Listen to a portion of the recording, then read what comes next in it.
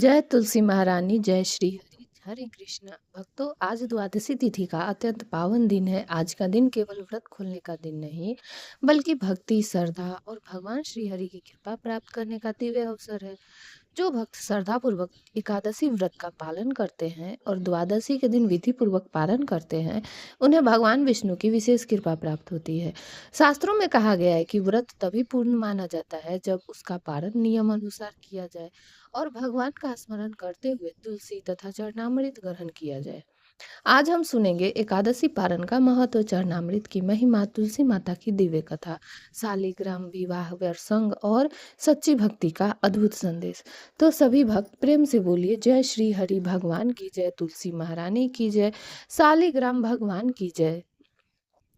भक्तों, एकादशी व्रत जितना महत्वपूर्ण होता है उतना ही महत्वपूर्ण उसका पारण भी माना गया है। बहुत से लोग व्रत तो कर लेते हैं लेकिन पारण नियमों को नहीं की जानते। शास्त्रों में बताया गया है कि द्वादशी तिथि में शुभ मुहूर्त के भीतर व्रत खोलना चाहिए। यदि समय निकल जाए तो व्रत का पूर्ण फल प्राप्त नहीं होता। एकादशी के दिन भगवान विष्णु का स्मरण करते हुए मन, वचन और कर्म को पवित्र रखना चाहिए। अगले दिन प्रातः स्नान करके भगवान श्री हरि की पूजा करनी चाहिए। तुलसी पत्र अर्पित करके दीपक जलाना चाहिए और फिर भगवान को भोग लगाकर चरणामृत ग्रहण करना चाहिए। यदि किसी भक्त ने निर्जला व्रत रखा हो तो वह चरणामृत या जल ग्रहण करके पारण कर सकता है, लेकिन यदि फलाहार किया हो तो सात्विक भोजन से व्रत खोलना चाहिए। पारण करते समय मन में अहंकार नहीं बल्कि विनम्रता होनी चाहिए, क्योंकि व्रत केवल भूखा रहने का नाम नहीं बल्कि अपने मन को भगवान के चरणों में समर्पित करने का नाम है। भक्तों, चरणामृत केवल जल नहीं होता, यह भगवान के चरणों का प्रसाद होता है। इसमें तुलसी दल, गंगा जल और भगवान की कृपा समाई होती है। शास्त्रों में कहा गया है कि जो भक्त श्रद्धा से चरणामृत ग्रहण करता है उसके अनेक जन्मों के पाप नष्ट हो जाते हैं।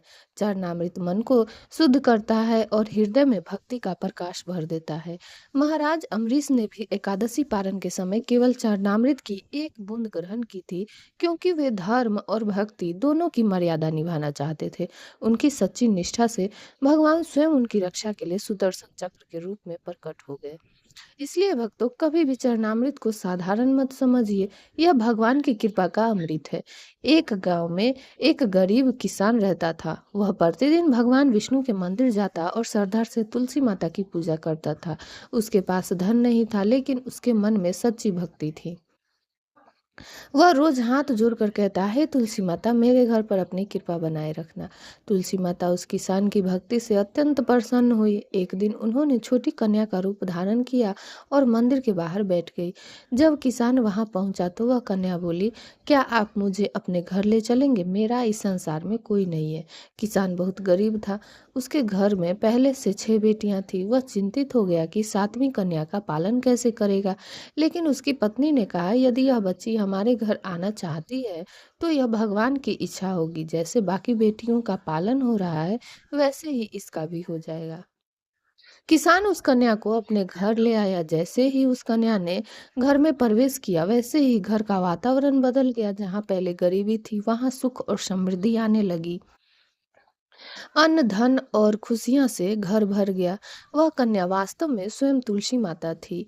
धीरे धीरे समय बीता और किसान की सभी बेटियां विवाह योग्य हो गई। किसान चिंतित था कि इतने बड़े विवाह कैसे होंगे।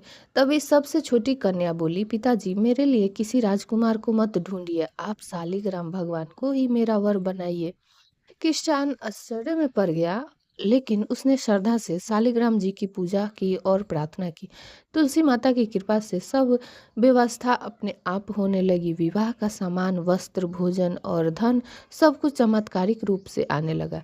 कुछ ही दिनों में 7 कन्याओं का विवाह बड़े धूमधाम से संपन्न हुआ। सबसे छोटी कन्या का विवाह स्वयं शालिग्राम भगवान से हुआ। उसी समय किसान और उसकी पत्नी का अनुभव हुआ कि वह कोई साधारण कन्या नहीं बल्कि स्वयं तुलसी महारानी है। वे दोनों रो पड़े और हाथ जोड़कर बोले, हे माता, आपने हमारे घर को धन्य कर दिया। भक्तों, शालिग्राम भगवान स्वयं श्री विष्णु का स्वरूप माने जाते हैं और तुलसी माता को भगवान की प्रिय मानी पत्नी कहा गया है। इसलिए तुलसी के बिना भगवान विष्णु की पूजा अधूरी मानी जाती है। कार्तिक मास में तुलसी विवाह का विशेष महत्व बताया है। जिस घर में तुलसी विवाह होता है, वहाँ सुख शांति और भगवान की कृपा बनी रहती है। शास्त्र कहते हैं कि जो भक्त तुलसी और शालिग्राम का विवाह करते हैं, उन्हें कन्यादान के समान पुण्य प्राप्त होता है। उनके घर में कभी दरिद्रता नहीं आती और भगवान श्री हरि सदैव रक्षा करते हैं। भक्ति और श्रद्धा का महत्व है। भक्त तो भगवान को धन, वैभव या बाहरी दिखावा प्रिय नहीं है, उन्हें केवल सच्चा प्रेम और श्रद्धा प्रिय है। गरीब किसान के पास कुछ भी नहीं था, लेकिन उसके पास सच्ची भक्ति थी। उसे भक्ति ने तुलसी माता को अपने घर आने के लिए विवश कर दिया। महाराज अम्बरीश के पास राज्य था, वैभव था, लेकिन उन्होंने अपने जीवन में सबसे ऊपर भगवान की भक्ति को रखा। इसी कारण भगवान स्वयं उनकी रक्षा करने आए। इन संसार में जो व्यक्ति सच्चे मन से भगवान का नाम लेता है, भगवान उस सभी का साथ नहीं छोड़ते हैं। भगवान विष्णु अपने भक्तों से अत्यंत प्रेम करते हैं। जो व्यक्ति वैष्णव को सम्मान करता है, भगवान उस पर विशेष कृपा करते। दुर्वासा मुनि जैसे महान योगी भी भगवान के भक्त का अपमान करके संकट में पड़ गए, लेकिन महाराज अम्बरीश ने विनम्रता नहीं छोड़ी। यही सच्चे वैष्णव की वहाँ पहचान है। वैष्णव कभी घमंड नहीं करता, वह हर परिस्थिति में भगवान का स्मरण करता है। उसके हृदय में दया, प्रेम और विनम्रता होती है।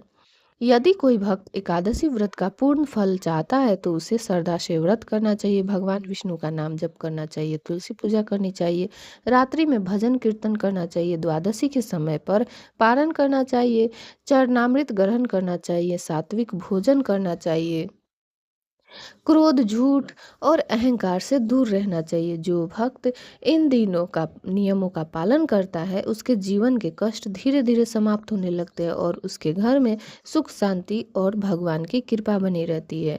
हे तुलसी माता, जैसे आपने उस गरीब किसान की कृपा की, वैसे ही सभी भक्तों के घर में सुख और समृद्धि भर देना। हे श्री हरि, हम सभी को अपनी भक्ति प्रदान करना। सभी भक्त प्रेम से बोलिए, तुलसी महारानी की जय, श्री शालिग्राम भगवान की जय, श्री हरि विष्णु भगवान की जय।